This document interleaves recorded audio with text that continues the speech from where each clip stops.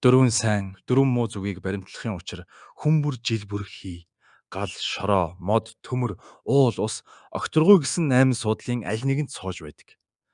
Тухайн жилд ямар суудалд сууснаас хамааран дөрвөн сайн зүг, дөрвөн муу зүг нь тодорхойлогдно. Өөрийн дөрвөн сайн, дөрвөн муу зүгийг мэдснээр гэр орон ажлын байр нь аль зүгт байгааг харгалзан зөв сонголт хийх боломжтой. Гэр ажлын байр нь сайн зүгт байвал гэр бүлийн болон ажлын уур амьсгал эерэг байх. Харин муу зүгт байвал сөрөг нөлөө үзүүлэхээр үздэг. Иймээс дөрвөн сайн, дөрвөн муу зүгээ мэдж өдөр тутмын амьдралдаа харгалзан баримтлах нь зүйтэй. Сайн зүгүүд дөрвөн сайн зүг цог хиймэр. Ажил үйлс бүтээх, сан тавих, хиймрийн дарцаг хийсгэх, аян замд гарахад эрхэм сайн зүг. Буян хишиг, эд мал авах, хишиг даллага авахулах, шин зүйл эхлэхэд нэн сайн зүг. Ам, аян замд гарах, лам багш залах, сүлд дуудахад сайн.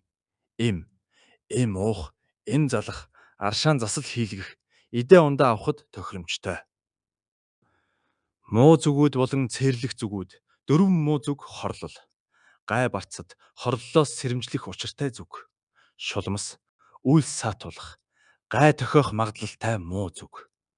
Таван зэтгэр, ад зэтгэр, гамшиг осол, муу энерги орших зүг. Бие тасрах, хүний бие болон амьдралын эрч хүч тасрахыг бэлэгддэг хамгийн хүн дээр цээрлэх зүг нас орсон хүнийг нутаглуулах зүгт голчлон анх туу цээрлдэг.